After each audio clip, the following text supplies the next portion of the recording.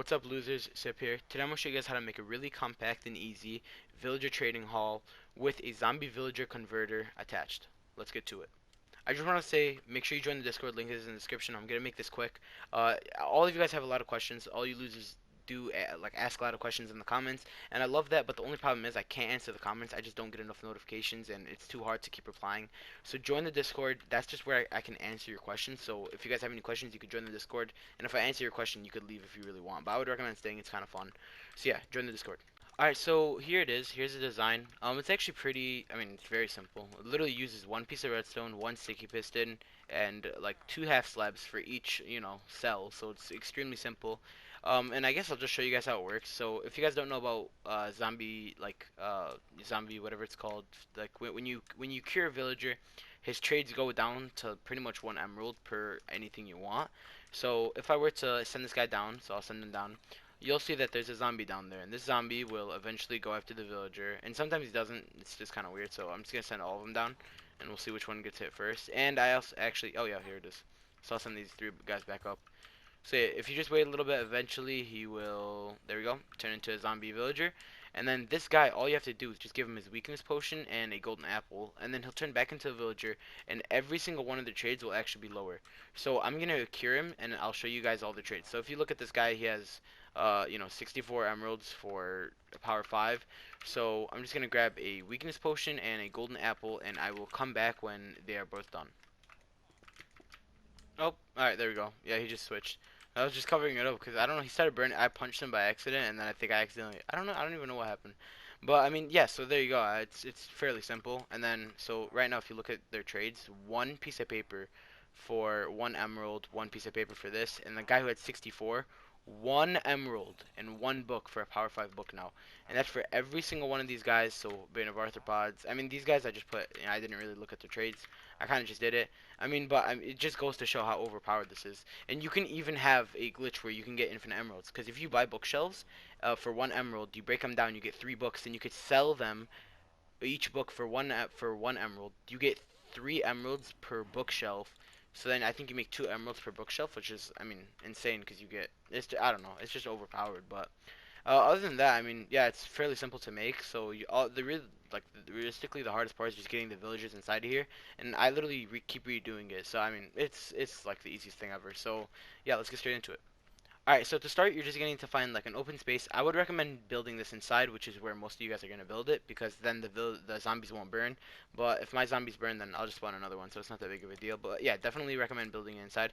There is no material list because of how like extremely simple it is. So all you're going to do is start where you want like to actually stand. So I'm just going to build it a little bit higher so that I have room to, like go down, I guess. So this is where I will be standing. This is like ground level. So once you find it, place a lever, and then you're just gonna go incrementally. Like for each, you're just gonna skip a block like this, and oh wait, whoops, there we go. So I'll do 4 chambers for this one. Then place a lever on top of each one.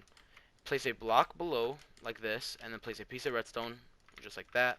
Then come to the other side and place a sticky piston. This is where your villagers are gonna stand. So that side should be where your villagers are gonna stand. So thinking about it, if this is powered, you're gonna be looking at your villager like this. Place a whatever it's called half slab on top of each of these sticky pistons, just like so. Pretty simple.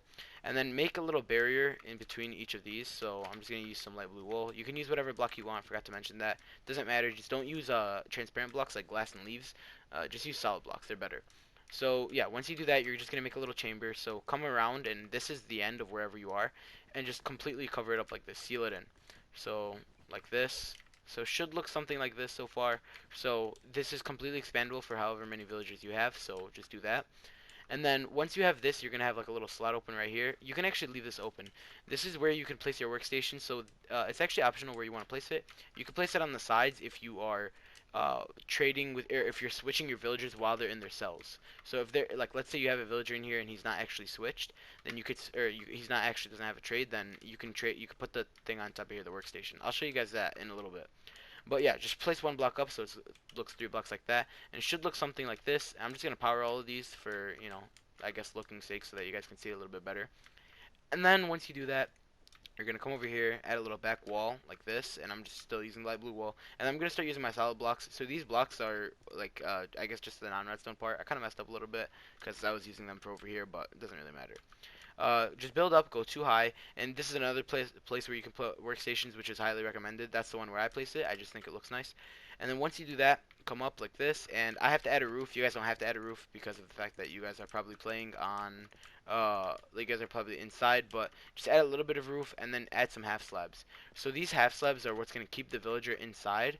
So the way you get it inside is just by like actually getting the villager into here, and then like I mean I guess I'll show that also. So build like a little platform like this. So this platform is just so that I guess this is just representing your floor. So yeah, you stand here, and it's pretty simple. Your villager would be inside here, and you trade with him, and then cover these up like this. So I'm just placing glass because I think that looks cool. And I mean, other than that, that's it. That's literally the whole thing done. You just need to place some zombies in here. So I'm gonna show you guys the villager part first because it's better to get the villagers in before you get the zombies. I understand that you guys probably are doing this over time, so you guys probably want to have the zombies in there already, and then you guys might be adding extra villagers. But if you guys are, then it's gonna be a little bit more hard for you guys, but it's not that big of a deal. So to get a villager in, how do you do it? You just break this half slab right here, or you can use a minecart and you can just lead them into here. It's not that hard. There's so many ways to do it.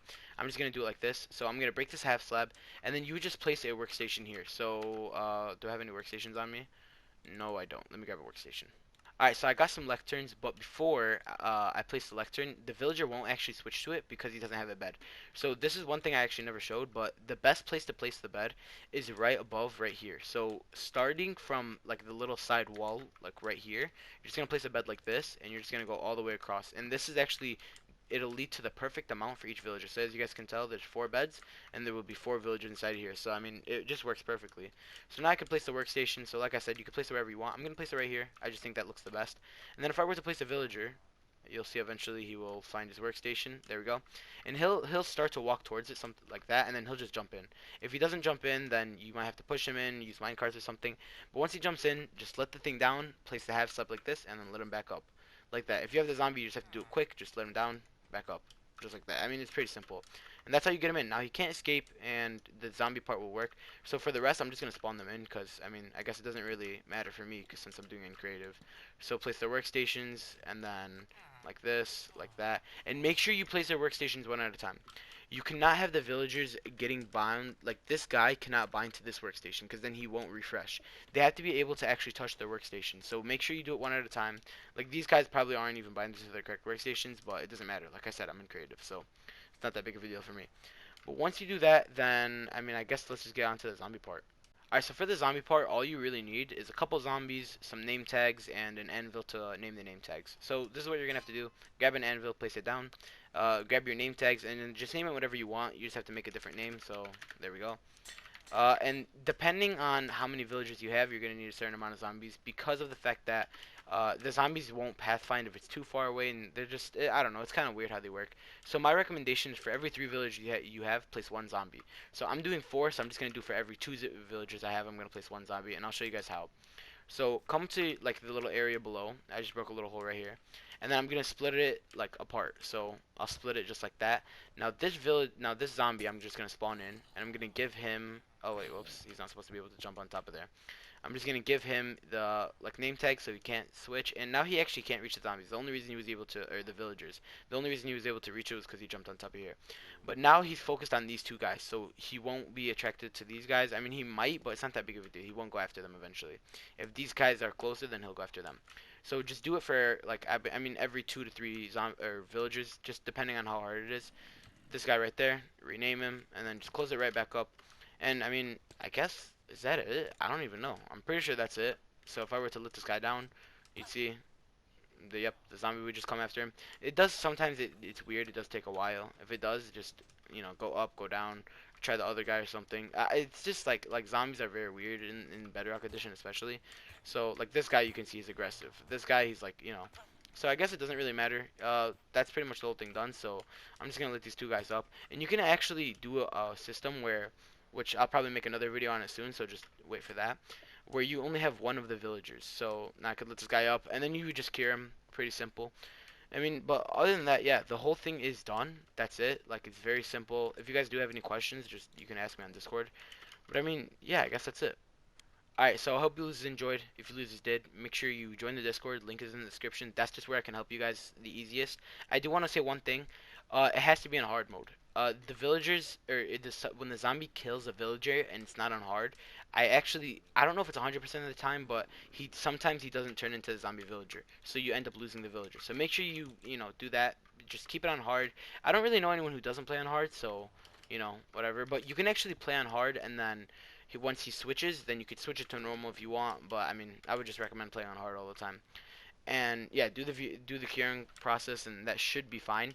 It lasts for 4 hours. The effect, I'm pretty sure, like up to 4 hours. So it's pretty, it's pretty good. But I mean, other than that, yeah, it is extremely efficient. You guys can do as many as you want. Just remember, for every like 3 to 2, or every 2 to 3 villagers, just have a zombie and split them apart with some blocks. I would recommend using solid blocks actually. I was stupid for using glass. Use solid blocks so that he doesn't look at these villagers over here. But I mean, yeah, so I hope you guys enjoyed. Make sure you join the Discord. Links in the description. And if you really did enjoy, you know what to do. Give me a kiss goodnight. See ya.